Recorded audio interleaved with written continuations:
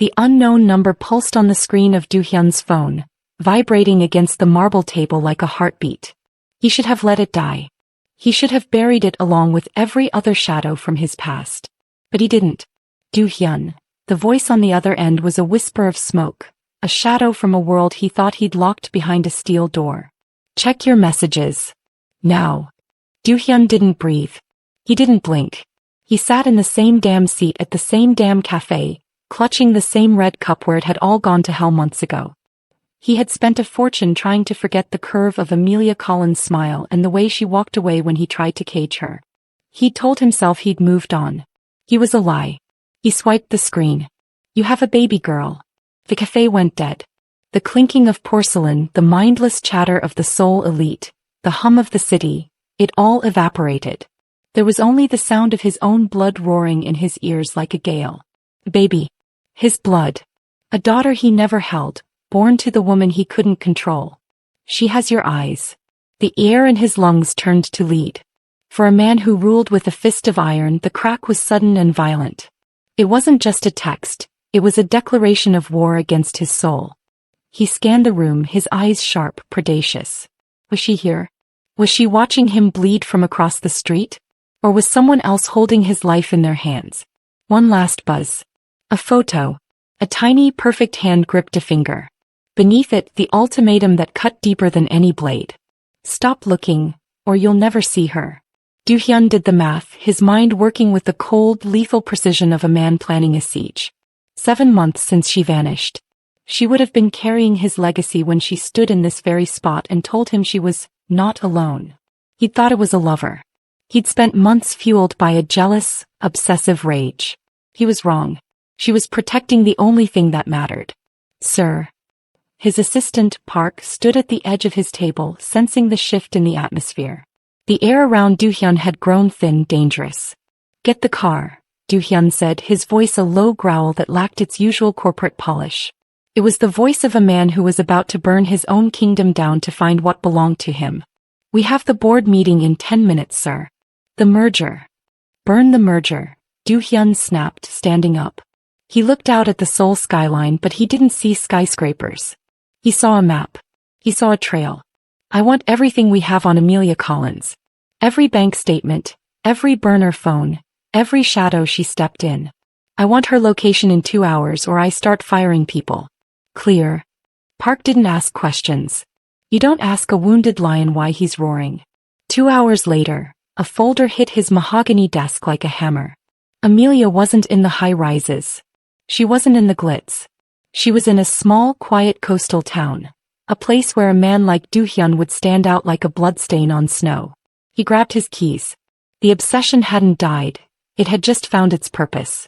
He wasn't going there as a boss. He was going as a father. And God help anyone who stood in his way. The folder was thin, but it felt like a mountain in his hands. 2 hours. That's all it took for the machinery of his empire to strip away the anonymity she had nearly died to maintain. Do-hyun stood by the floor-to-ceiling glass of his penthouse office, the Seoul neon bleeding into the room like a neon bruise. He didn't look at the lights.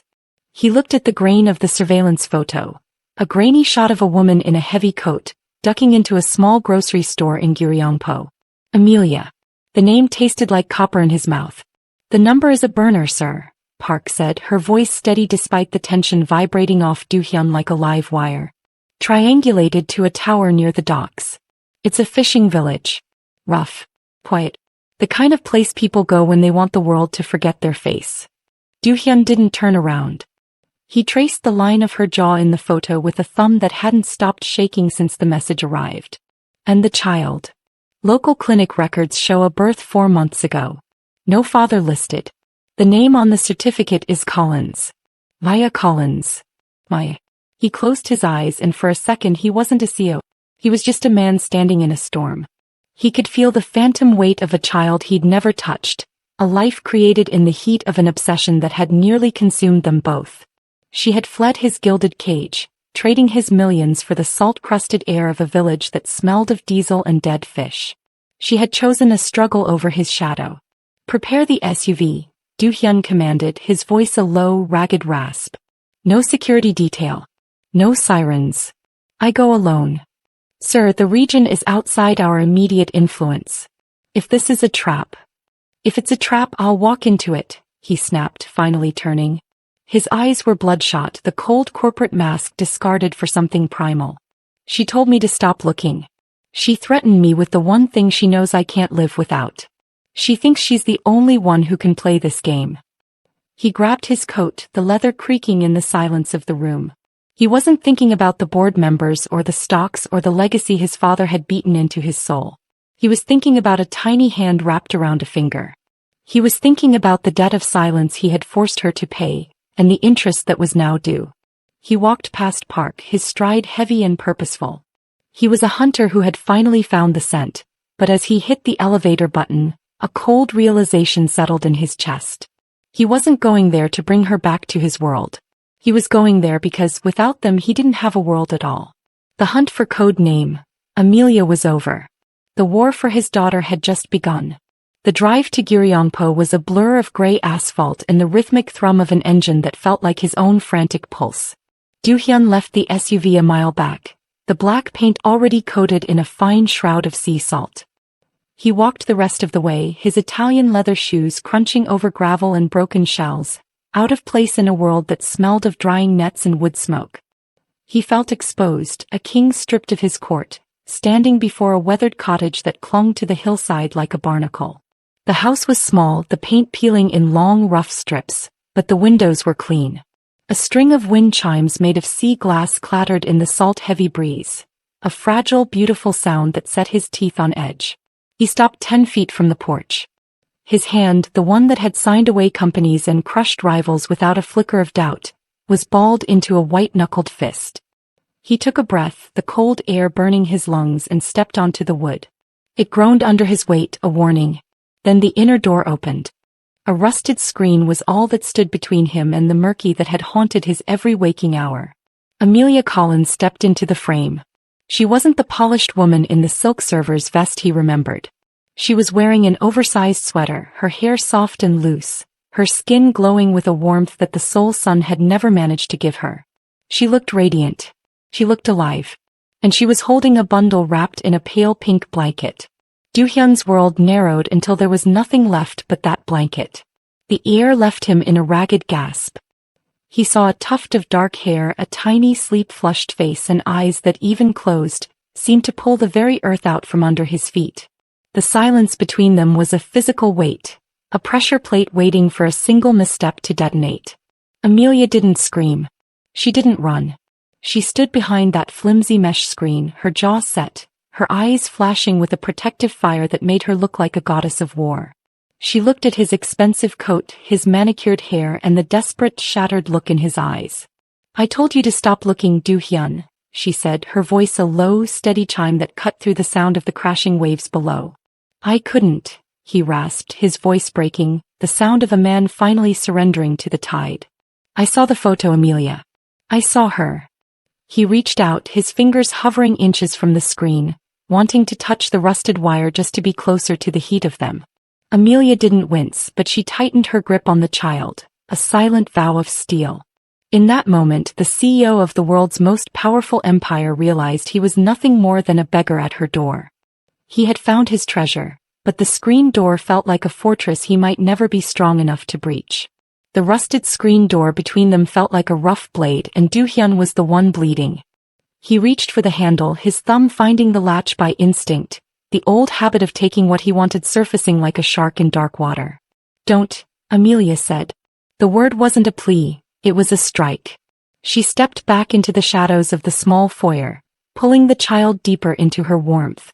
"You take one step into this house with that boss look in your eyes, and I'll disappear so deep even your satellites won't find the steam from my coffee. Am I clear?" Do-hyun's hand froze.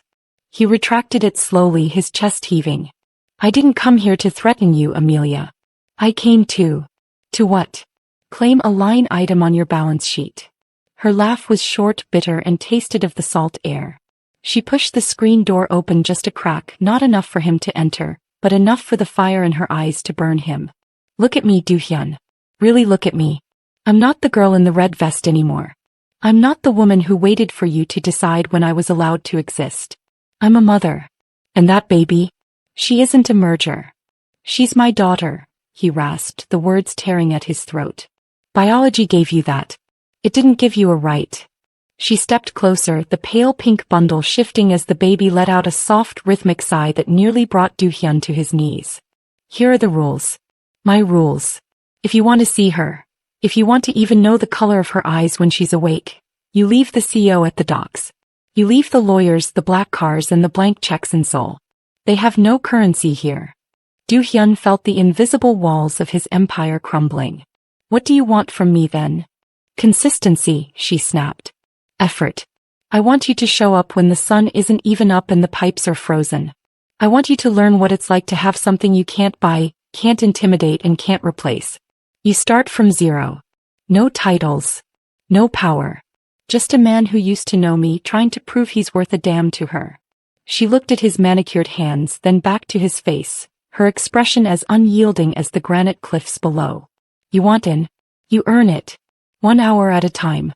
And the second you try to manage us, you're dead to this house. Do-hyun looked at the peeling paint of the porch, then at the woman who had finally brought him to his senses. He swallowed the pride that had been his only armor for 30 years. When do I start? He asked. 6 a.m., she said, and the door clicked shut. The motel was a concrete box that smelled of stale tobacco and the cold, unyielding salt of the East Sea. Do-hyun didn't sleep. He sat on the edge of a mattress that groaned under his weight, staring at a digital clock that ticked toward his execution. He had traded a silk-sheeted fortress in Seoul for a room where the heater rattled like a dying man's breath. When the red numbers hit 5:15 a.m., he was already moving. He arrived at the cottage as the first light bled across the horizon, a ragged, bruised purple that offered no warmth. The air was a razor slicing through his wool coat, but he stood on the porch at exactly 6 a.m. He didn't knock. He waited. The scream shattered the silence before the door even opened. It was a raw, primal sound, the kind of noise that usually signaled a catastrophe in his world.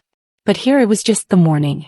Amelia opened the door, her eyes rimmed with the kind of exhaustion that no amount of corporate hustle could simulate. She didn't say hello. She just stepped aside, the baby in her arms a frantic red-faced whirlwind of lungs and limbs. She's hungry, she's wet, and she hasn't slept since 3, Amelia rasped, her voice a shadow of itself. She thrust a warm plastic bottle into his hand. Hold this. Don't drop it. And for God's sake, don't try to optimize her. Just be here. Do-hyun took the bottle, his hands that had dictated the flow of billions, shaking as they neared the tiny, screaming life in her arms. The smell of sour milk and baby powder hit him, more potent than any expensive cologne. Amelia handed the child over, and for a second Do-hyun's heart stopped. The weight of her was nothing, yet she felt like she was made of lead. The baby's wail hit a frequency that vibrated in his very marrow. He felt out of place, a wolf trying to cradle a songbird. He sat on a wooden chair that felt like it was made of thorns, awkwardly positioning the bottle as Amelia collapsed onto the sofa, her head in her hands. Softly, Do-hyun, she whispered without looking up. She can feel your heart racing. Calm down or she won't. He forced his shoulders to drop. He closed his eyes and breathed, trying to find the rhythm of the ocean outside to mask the chaos in the room. Slowly, the screaming raggedness smoothed into a rhythmic, desperate sucking sound. The silence that followed was heavy, profound. He looked down at the child, his daughter, and saw a single tear tracks across her flushed cheek. His suit was wrinkled, his hair was a mess, and the cold was seeping through the floorboards. He was a man who had lost everything he thought mattered, only to find himself holding the only thing that actually did. The morning rush was over, and for the first time in 30 years, Yoon Do-hyun wasn't the boss. He was just a father, terrified and finally awake. The cottage was a sanctuary of peeling wood and the low, rhythmic hum of a life he hadn't earned. The sun had climbed higher, casting long golden spears through the salt-streaked windows, catching the steam rising from a chipped ceramic mug Amelia had placed on the table. She was moving through the cramped kitchen with a grace that made the air feel heavy. Every reach for a shelf, every turn of her hip as she navigated the narrow space, sent a jolt through Do-hyun's chest that felt like a localized earthquake. He sat on the floor, the baby asleep against his chest, her small, hot breaths dampening his expensive shirt. He watched Amelia, really watched her. She wasn't the curated image of a waitress in a soul cafe anymore. She was raw. Her skin was bare, her hair a wild crown of curls she'd tied back with a piece of twine. The curves he had once obsessed over, the ones he'd tried to hem in with jewelry and expectations, were still there, but they were different now. They were the architecture of a woman who had carried his child through a storm and built a fortress out of driftwood. The old hunger, the dark possessive itch to close his hand around her wrist and pull her back into his shadow, flickered in his gut. It was a familiar somber, a remnant of the man who thought everything in the world had a price tag and a deed of sale. He wanted to tell her he had a jet waiting. He wanted to tell her he could buy this entire coastline and pave it with gold if she'd just look at him the way she used to, with that hint of submission he'd mistaken for love. But then she stopped. She leaned against the counter, closing her eyes for a split second, a weary sigh escaping her lips. She looked fragile, yet as unyielding as the sea. In that moment the obsession didn't die. It transformed. He looked at her and realized he didn't want to own her. Ownership was for things that could be broken. He looked at the way she held herself together when she was falling apart from exhaustion, and he felt a terrifying, grounded respect take root where his pride used to be. He loved her strength more than he ever loved his power over her. The realization was a blow to the solar plexus.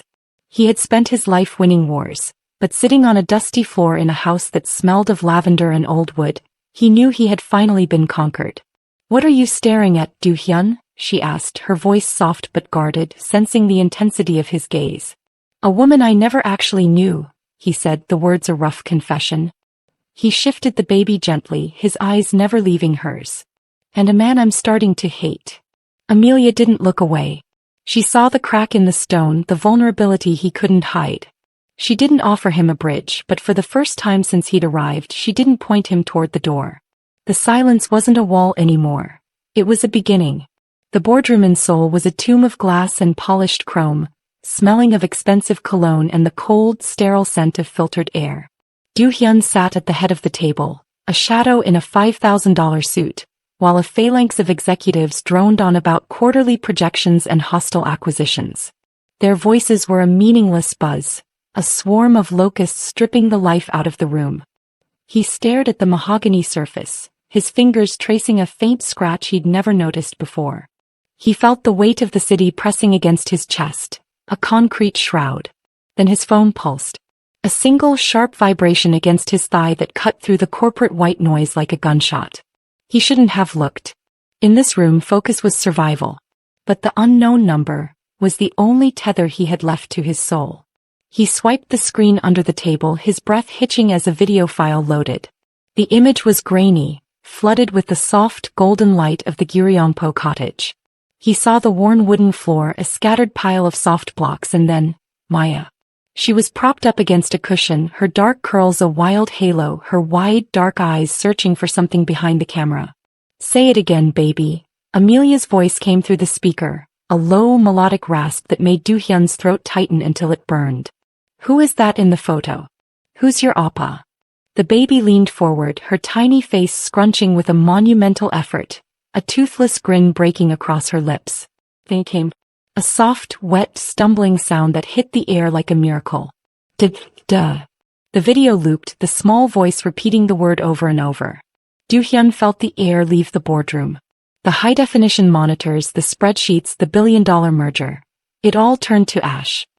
He sat there, frozen, while a single keen tear escaped and tracked a path down his face, a salt streak of humanity on a mask of stone. "Mr. Yoon," the vice president stammered, the man's voice trembling as he noticed the chairman's eyes. Is there an issue with the logistics report?" Do-hyun looked up. He didn't see a room full of subordinates. He saw a room full of shadows. He stood abruptly, the heavy leather chair screeching against the floor like a dying animal. He didn't gather his papers. He didn't offer an excuse. He just turned and walked toward the door, his stride heavy and possessed. "The meeting is over," he growled, his voice a raw, broken blade. "The company is a shadow. I have a daughter who knows my name." He didn't wait for a response. He was already running toward the elevators, the digital numbers ticking down to his escape, the word data echoing in his head like a battle cry. He was going back to the salt air. He was going back to the only world that was real. The penthouse was a fortress of glass, but the walls were bleeding. Do-hyun stood in the center of the room, his breath coming in shallow, ragged rasps as he stared at the tablet on his desk. The headline was a smear of digital filth, a sharp blade aimed directly at the throat of his new life. The Emperor's hidden shame, from boardrooms to back-alley cafes. Beneath it was a photo. Not the grainy, beautiful shot of Maya's first steps, but a cold, clinical image of Amelia in her old server's vest, a red cup in her hand, her eyes tired but hopeful. They had stripped her down to a job title, a curvy waitress, used as a punchline for the Seoul elite. Kong, Do-hyun growled, the name of his oldest rival tasting like bile. The man was a hyena, a scavenger who thrived on the scent of fresh blood. He had leaked the paternity records, the motel receipts, and the humble address in Gyeongpo, wrapping it all in a narrative of low-class distraction and corporate negligence. He was trying to shame a man who had finally found something worth being proud of. "Sir, the stock is twitching," Park whispered, her shadow long and thin against the mahogany floor. "The board is calling. They're saying this association with a foreign waitress is a liability to the brand. They want a public denial. They want her gone." Do-hyun didn't roar. He went silent, a heavy, pressurized silence that felt like the air before a lightning strike. He looked at the photo of Amelia. He saw the strength they called a weakness. He saw the dignity they tried to call a scandal. He felt a dark, primal protective heat rise from his gut, a fire that didn't care about market caps or brand equity. "Liability?" he asked, his voice a low, terrifying rasp that made the glass in the room hum. "They think the woman who raced my child in a storm is a liability? They think a waitress is beneath a man who sells his soul for a dividend." He grabbed his coat, the leather creaking like a ship's hull in a gale.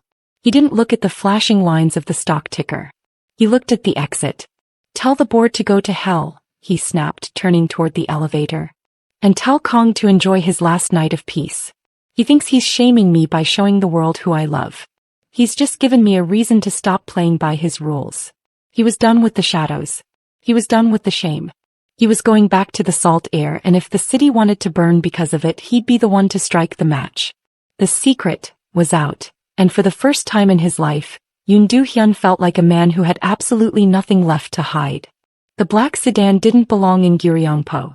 It sat on the gravel like a voracious shark in a tide pool, its polished surface reflecting the gray, churning sea. Do-hyun stood on the porch of the cottage, his jaw set like granite, watching the rear door open. His mother stepped out. She was a monolith of tradition, wrapped in silk that cost more than the cottage she was currently appraising with a look of icy disdain. Mrs. Yoon didn't just walk. She occupied space, her presence a cold front moving across the salt-crusted coast. She didn't look at the wind chimes or the sea glass. She looked at the peeling paint and the rust on the screen door as if they were personal insults. "So," she said, her voice a thin, sharp blade that cut through the sound of the waves. "This is the distraction that has cost our family its dignity." "She's not a distraction, Mother," Do-hyun rasped, his voice a low, dangerous warning. He stepped in front of the door, his shadow long and protective. "She's the reason I'm still breathing." "She is a waitress," Mrs. Yoon snapped, her eyes flashing with the cold fire of 1,000 years of expectation. "A foreigner. A woman who worked for tips while you were built to rule. You've traded a throne for a shack." The screen door creaked. Amelia stepped out, the baby balanced on her hip, her eyes steady and unyielding. She didn't bow. She didn't wince. She stood there with the quiet, terrifying dignity of a woman who had nothing left to lose and everything to protect. "I didn't take him, Mrs. Yoon," Amelia said, her voice a low, melodic chime that held its own weight against the older woman's steel. "He found his way here because the world you built for him was empty." Mrs. Yoon's gaze dropped to the child. For a second the ice flickered. She saw the dark curls, the wide, observant eyes, and the unmistakable line of the Yoon jaw. The silence was a physical pressure, a battle of wills played out in the space of a heartbeat. "She has the Yoon eyes," the older woman whispered, a keen piece of humanity breaking through the silk. "She has her mother's heart," Do-hyun countered, stepping closer to Amelia, his hand finding the small of her back. "And if you've come here to inspect her, you've already failed. You don't inspect a storm, Mother. You either survive it or you get swept away." Mrs. Yoon looked at her son, really looked at him, and saw a man who was no longer a puppet of the legacy. She saw a father. She saw a protector. She turned back toward the black car, her silhouette sharp against the crashing surf. The board will not be so easily moved by heart, Do-hyun, she said, her voice regaining its edge. But at least I know why you're willing to burn the city down for her. She left as she came, cold, silent, and leaving a trail of salt in her wake. Do-hyun watched the car disappear, his chest heaving. He turned to Amelia, the baby reaching out to grab his collar, and felt the weight of the war to come. It wasn't just the rivals now. It was the bloodline itself. And he was ready to bleed for every inch of this ground. The small wooden table in the center of the cottage felt like a battlefield, the air thick with the scent of spices and a tension that could snap a man's ribs.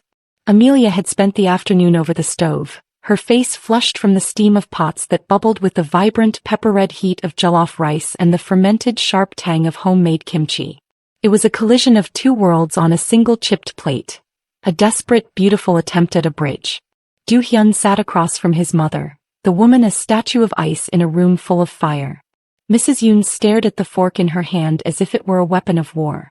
She looked at the colorful, bold rice and then at Amelia, who sat with Maya on her hip, her gaze level and unblinking. In Seoul, your father's table was a place of tradition, Mrs. Yoon said, her voice a thin, cold wire. Every dish had its place. Every ingredient was chosen for its history. This is a cacophony. A mess of things that do not belong together. Do-hyun felt the dark, familiar heat rising in his gut. He looked at the plate, then at the woman who had built this sanctuary for his daughter out of nothing but grit and love. He reached out, his hand covering Amelia's on the table, his knuckles white. It's not a mess, mother, Do-hyun rasped, his voice a low, cutting blade. It's a life. A real one.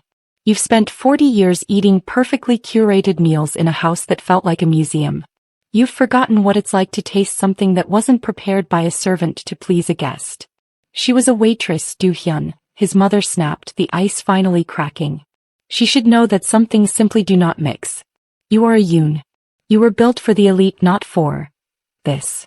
She is a mother, Do-hyun countered, standing up, his shadow looming large against the peeling wallpaper. She chose to raise my child in a shack rather than let her grow up in the cold, sterile cage you call a legacy. She chose struggle over your tradition. She chose to be free. He picked up a spoonful of the rice, the heat of the Scotch bonnet peppers blooming in his chest like a localized sun. He looked his mother in the eye, a man finally discarding the shackles of his birthright. If this table is too crowded for your expectations, then the door is right where you left it, he growled. But don't you ever come into this house and mistake her strength for a mistake. She didn't just mix ingredients, mother. She mixed our blood. And I've never been prouder to be a part of the results. The silence that followed was heavy, punctuated only by the rhythmic crashing of the waves against the cliffs below. Mrs. Yoon looked at her son, then at the baby reaching for a piece of the bright rice, and for the first time she looked defeated. She didn't eat, but she didn't leave. She just sat there, a shadow of a world that was fast becoming a memory, while Do-hyun and Amelia shared a meal that tasted like the truth. The collision was over. The family had begun. The darkness inside the cottage was absolute, save for the rhythmic, stuttering wheeze of a child's breath that cut through the silence like a sharp saw.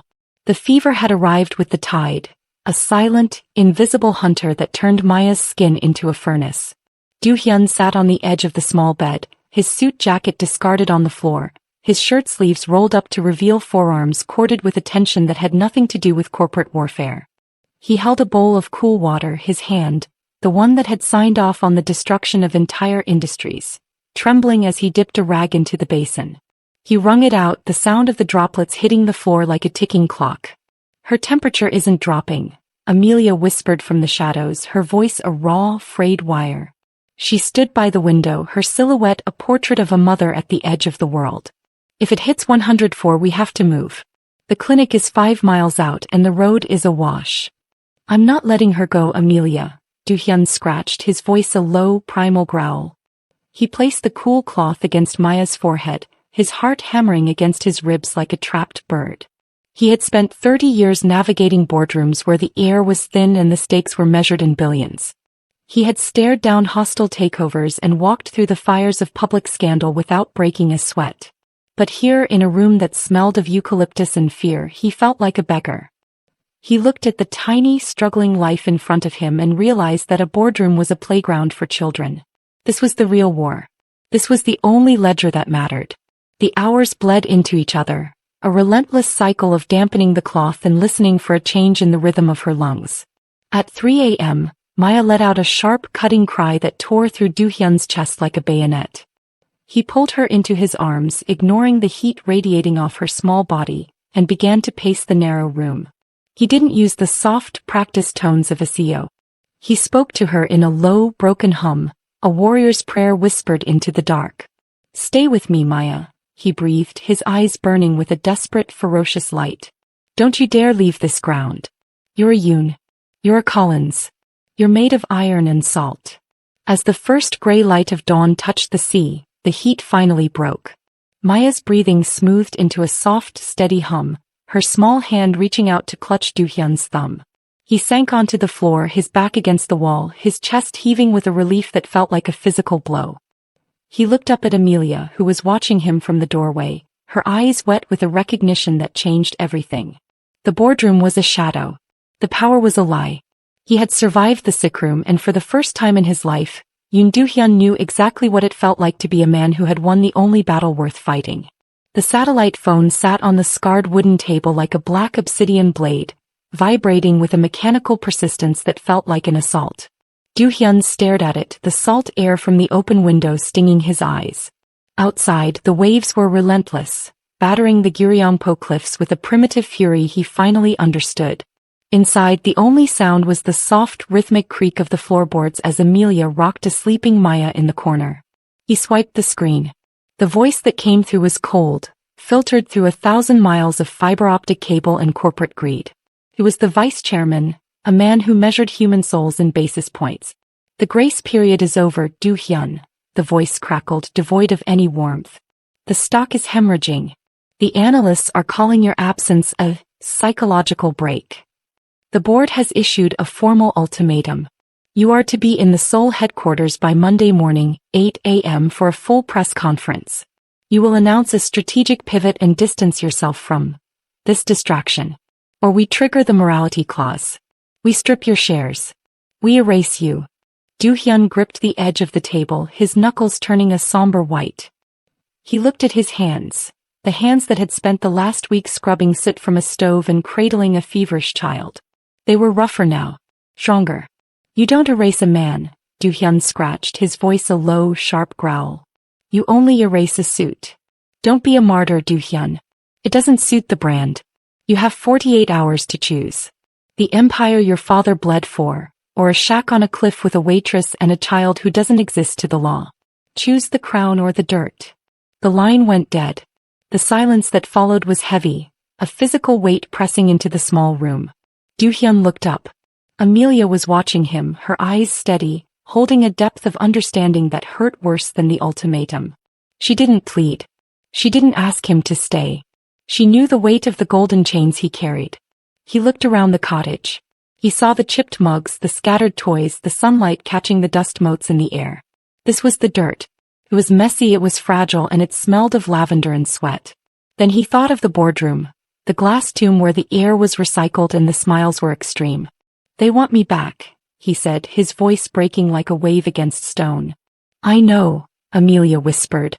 Do-hyun stood up, his shadow stretching across the floor. He looked at the satellite phone, then at the woman who had taught him how to bleed. The choice wasn't about money or power. It was about which version of himself he wanted to see in the mirror when the lights went out. He reached out and picked up the phone, his thumb hovering over the delete key for the secure corporate server. He wasn't choosing the dirt. He was choosing the only ground he had ever stood on that felt solid. He looked at Amelia, his eyes burning with a dark, ferocious clarity. "Tell them to get the shredders ready," he growled. "I'm staying for the tide." The video call flickered to life, the high-definition glow of the tablet cutting a harsh digital wound into the dim warmth of the cottage. On the other side sat Choi, the man who had been Do-hyun's shadow for a decade, his face a mask of calculated concern in a glass office 60 floors above the Seoul pavement. "The board is in the hallway, sir," Choi whispered, the sound of his breath tight with the tension of 1,000 suits. "They have the papers. They're ready to gut you. Just say the word and I'll stall them." Give me a reason to fight for the chair. Do-hyun looked at his reflection in the dark screen. A man with salt in his hair, a wrinkled shirt, and a calmness in his eyes that looked like a threat. He glanced over his shoulder. Amelia was in the small kitchen, her silhouette soft against the rising steam of a kettle, her laughter a low melodic chime as she teased a babbling Maya. The chair is empty, Choi. Do-hyun scraped, his voice a low, sharp blade. I'm not coming back. Not Monday. Not ever. A stunned silence radiated from the screen. Choi leaned forward, his eyes searching Do-hyun's face for the boss he knew, finding only a man who had finally stopped running. Sir? Without you, the legacy. The legacy is a tomb, Do-hyun countered, his voice gaining a ferocious, grounded clarity. I'm handing it to you. Effective immediately, the voting rights, the proxies, the crown. It's all yours. You were built for that world, Choi. You still believe in the numbers. I've found something that doesn't fit on a spreadsheet. You're walking away from billions for a fishing village? I'm walking toward a life, Do-hyun growled, his hand finding the edge of the wooden table, feeling the grain of the wood under his skin. I spent 30 years winning wars that didn't matter. I'm done. Take the empire. Burn it or build it, I don't care. Just make sure the bank transfers for the local clinic here are cleared. That's my only condition. He didn't wait for Choi to respond. He didn't want the last-minute pleas or the corporate eulogies. He swiped the screen, the digital world vanishing into blackness. He stood up, the silence of the cottage settling over him like a benediction. He felt lighter, a man who had stripped off a suit of armor only to realize it had been a cage. Amelia walked over, sensing the shift in the air. She didn't ask what he'd done. She saw it in the way his shoulders finally dropped. Do-hyun reached out, his hand finding hers, his fingers interlocking with the woman who had taught him how to breathe. It's over, he whispered, his eyes burning with a dark, triumphant heat. The empire is gone. And what's left? Amelia asked, her voice a soft, melodic challenge. Do-hyun pulled her close, his forehead resting against hers, the scent of salt and lavender filling his lungs. Everything, he said. I'm finally home. The air at the edge of the pier was a sharp blade of salt and cold, but Do-hyun didn't pull his collar up. He stood by the rusted railing, his hands shoved into the pockets of a worn canvas jacket he'd bought at the local market. The Italian silk was gone, buried in a suitcase he'd never intended to open again. He watched the moon bleed across the black water of the East Sea, a silver path that led nowhere but right here. Amelia walked toward him, her footsteps muffled by the sand and the rhythmic low thunder of the surf. She wasn't wearing the apron and he wasn't wearing the crown. They were just two shadows against the vastness of the coast. The baby is with Thandi, she said, her voice a soft melodic chime that cut through the wind. She stopped a few feet away, her eyes searching his face for the shadow of the man who used to own the skyline. You called this a date, Do-hyun? In Gyeongpo? There are no five-star tables here. No wine lists that cost a month's rent. Do-hyun turned, his jaw set like granite, his eyes burning with a dark, ferocious clarity. I don't want a table, Amelia. I spent 3 years buying your time in 3-minute increments between coffee orders. I spent a lifetime thinking I could schedule your heart into my calendar. He stepped closer, the space between them charged with a pressurized heat that made the cold air vibrate. He reached out, his hand hovering near hers, not as a command but as a question. I want to start over, he grinded, his voice a low, broken blade. Not as the man who signed your checks. Not as the obsessed murky who chased you across the world. I want to be the man who earns a seat at your table. I want to know the woman who built a fortress out of driftwood while I was playing with glass. Amelia looked at his hand, rougher now, stained with the salt of the village, the manicured perfection discarded for something real. She looked up at him, her gaze unyielding. And if I say no? If the waitress doesn't want the man who finally found his soul? Then I'll stay anyway, Do-hyun growled, his heart hammering against his ribs like a trapped bird. I'll be the neighbor. I'll be the man who fixes your roof when the storms come. I'm not leaving the ground, Amelia. I'm choosing it. I'm choosing you. Every sunrise until the tide takes me. The silence was a physical weight, a battle of wills played out in the space of a heartbeat. Then Amelia reached out, her fingers interlocking with his, her grip a silent, iron vow. 6 a.m. tomorrow, Do-hyun, she whispered, a small radiant smile breaking through the protective fire in her eyes. The pipes are still frozen. Don't be late. He pulled her close, the scent of lavender and the sea filling his lungs, a victory more profound than any merger. The first date was over. The life had begun. The horizon was a rough wound of orange and deep bruised purple, bleeding into the black mirror of the East Sea. Do-hyun sat on the weathered wooden bench at the edge of the cliff, his back against the rough-hewn timber of the cottage. The wind was a cold grate against his skin, smelling of salt and wood smoke, but he didn't wince. He didn't feel the bite of the air. He felt the heat of the child resting against his chest, her small, steady heart beating a rhythmic war drum against his own. Maya was silent, her wide, dark eyes fixed on the fire in the sky. She reached out a tiny, perfect hand, her fingers grasping at the light as if she could catch the sun before it drowned. Do-hyun adjusted the coarse wool blanket around her, his movements slow and deliberate, the hands of a man who had stopped breaking things and started holding them. Look at it, Maya, he grinded, his voice a low, broken chime that carried the weight of 1,000 miles of struggle. That's the only empire that matters. The one that comes back every morning without a contract. He looked down at his own reflection in her eyes. He didn't see the CEO. He didn't see the shadow who had haunted the Seoul skyline with a hollow heart. He saw a man with salt-stained skin and calloused palms. A man who had traded a throne for the dirt and found he was finally tall enough to stand on it. The obsession hadn't died. It had simply found its home. It was no longer a cage he built for others, but a vow he kept for himself. The screen door creaked behind him. He didn't need to turn to know Amelia was there. He could feel her warmth, the scent of lavender and homemade stew drifting through the air like a benediction. She placed a hand on his shoulder, her grip a silent, iron anchor. The tide is coming in, Do-hyun, she said softly, her voice a melodic harmony to the crashing surf below. Let it come, he growled, a small, fierce smile breaking across his face. I'm not going anywhere. The sun dipped below the line, leaving a trail of gold on the water that felt like a path he'd finally earned the right to walk. He pulled Maya closer, her soft breath a miracle against his neck. The legacy of his father, the glass, the steel, the cold, lonely power, was a somber ship sinking in the distance. His real legacy was here, wrapped in a pink blanket, breathing in the salt air. The obsessed boss was dead. The father was awake. And as the stars began to cut through the indigo dark, Yoon Do-hyun finally knew what it felt like to have everything. He closed his eyes, listened to the waves and let the world be still. He was home. He was whole. And for the first time in his life, the silence was enough.